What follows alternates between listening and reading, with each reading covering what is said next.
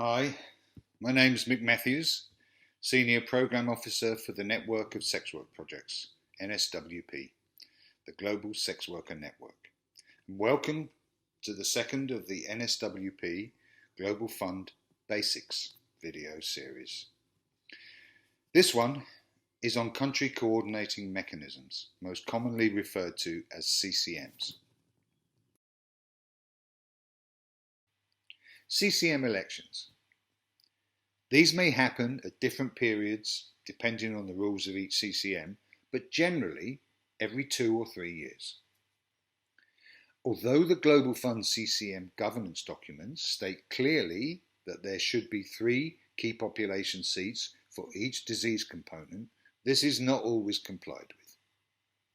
Sometimes it may be reduced to a single seat where the representative is there for all key populations.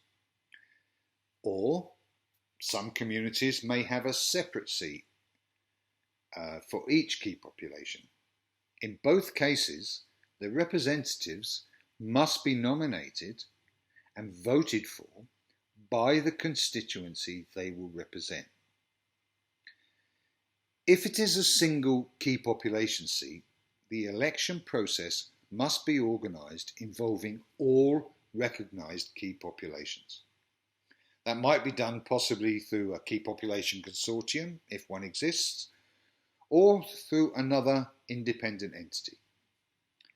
If there is a sex worker seat, for example, then the sex worker community should nominate one or more candidates and have a transparent voting process to elect their own representative.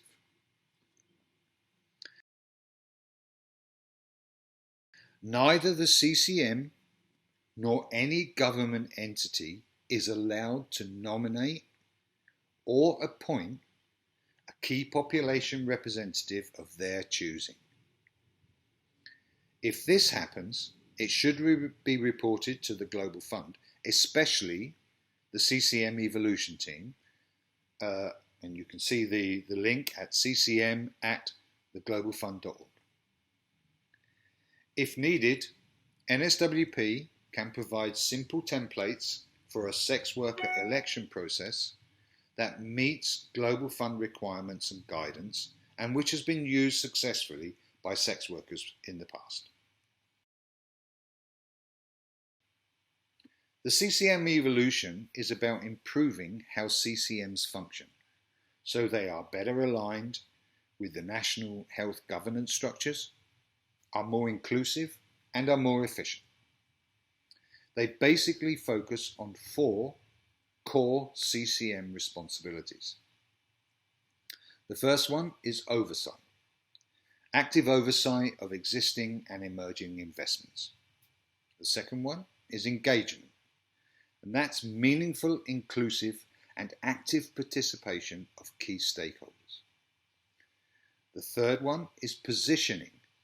That means working within national structures and existing emerging platforms to increase efficiency of health investments. And finally, operations. That means CCM Secretariat's core functions, including the Code of Conduct, and enabling and sustaining health governance. There are CCM Evolution projects in many countries, but to be honest, despite the commitment of the CCM Evolution team, they are still struggling to understand how to address some of the real challenges sex workers face with their CCMs. Issues such as the unequal power dynamics, like when a CCM is heavily dominated by government, the lack of gender equality where so many CCMs are dominated by men, less than transparent decision making and other processes, why so many CCM secretariats are failing to apply for or use the funding available to increase community engagement, and the stigma and discrimination towards what in many countries are criminalised communities. And these issues are complicated, very often with NGO politics, with organisations vying for the perceived power of being on the CCM. And there are no easy answers to these challenges. And I think it's important to build a relationship with both the CCM Hub and the CCM Evolution team to try and work with them to resolve the challenges you face. Now, this may not be the most straightforward option, but NSWP is willing to support and facilitate contact and dialogue with any of the Global Fund staff teams. Because you need to remember, the Global Fund is very reluctant to interfere with country ownership, which is why building a relationship with the CCM teams is the best option for issues that cannot be resolved directly with your CCM.